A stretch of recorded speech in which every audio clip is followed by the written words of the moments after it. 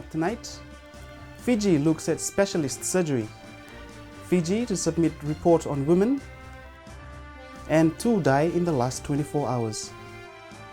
Good evening, I'm Michael Ranamalo.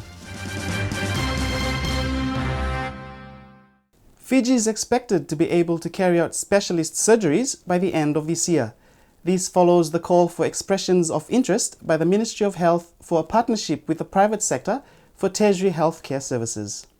Fiji spends millions each year evacuating patients overseas for emergency surgery, and this year the ministry has decided that it is time to become specialized in order to save lives and money. Ministry of Health spokesperson Penny Namotu today revealed to Fiji News they are looking at entering into a partnership with an overseas institute to bring specialist surgery to Fiji. He adds this includes orthopedics, cardiac surgery, as well as neurosurgery. That are only provided in overseas hospitals. For example, orthopedic services, neurosurgical services, cardiac services, and the government has been spending a substantial amount of money in evacuating our local patients overseas to be treated. Say, for example, last year, the government spent more than $1.1 million in evacuating our patients overseas to be treated in overseas countries. And these are, basically services at the specialized areas, as I've mentioned. Therefore, the ministry has thought of coming up with this initiative of involving an overseas organization to partner the Ministry of Health in providing these specialized services locally. So now we are starting at the Colonial War Memorial Hospital. In fact, we have issued an expression of interest to any interested overseas organization to partner the ministry in providing these specialized services. So the thing is, firstly, these organizations will partner the ministry. Secondly, these organizations will provide medical equipment such as machines and consumables. And thirdly, they will be providing manpower as well. Namotu adds that with the specialist overseas doctors in the country, the local ones can learn and be posted to other divisions. Meanwhile, with Fiji being the hub of the Pacific and also a tourist hotspot, Namotu adds the move to enter into a partnership will see not only Fiji benefiting but the Pacific as a whole.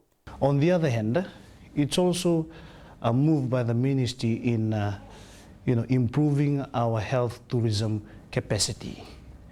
And that is patients from the Pacific Island countries, for example, from Solomon, Vanuatu, Samoa and Tonga, they can be treated at the Colonial War Memorial Hospital as well at a much minimum cost and also at a shorter flying distance.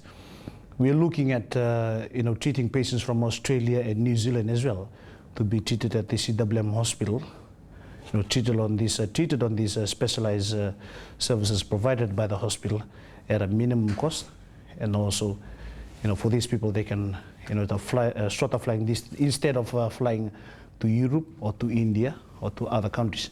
They can come to Fiji to be treated at the Colonial War Memorial Hospital. So that is basically what we mean about this public-private partnership.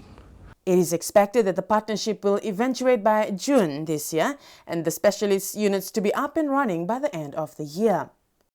The National Disaster Management Office, NDMO, is in the process of compiling a final report of the damages sustained during the recent floods. This will be submitted to its donors for funding to allow for the immediate commencement of rehabilitation work.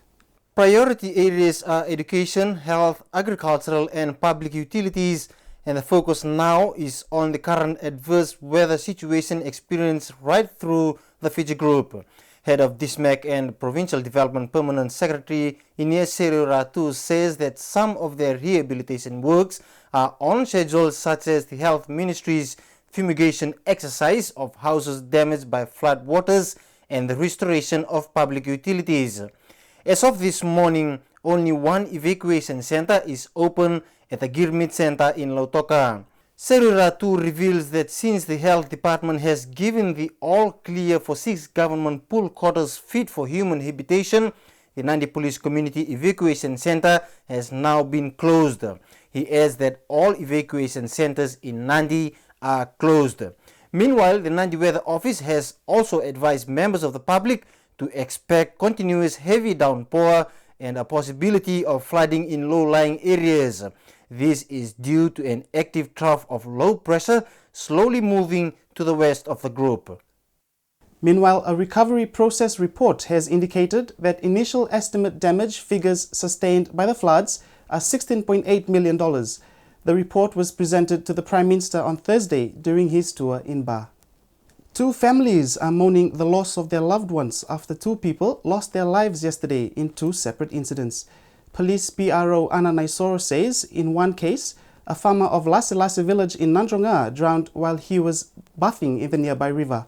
And in another case, a 43-year-old woman of Navatu in Bua, who was out diving for seafood with other villagers yesterday morning at 10 a.m. drowned. Her body was discovered by her peers. Police are awaiting post-mortem results for both cases. Coming up after the break, Fiji to submit report in New York. Logging in West suspended, and dams filled in the West.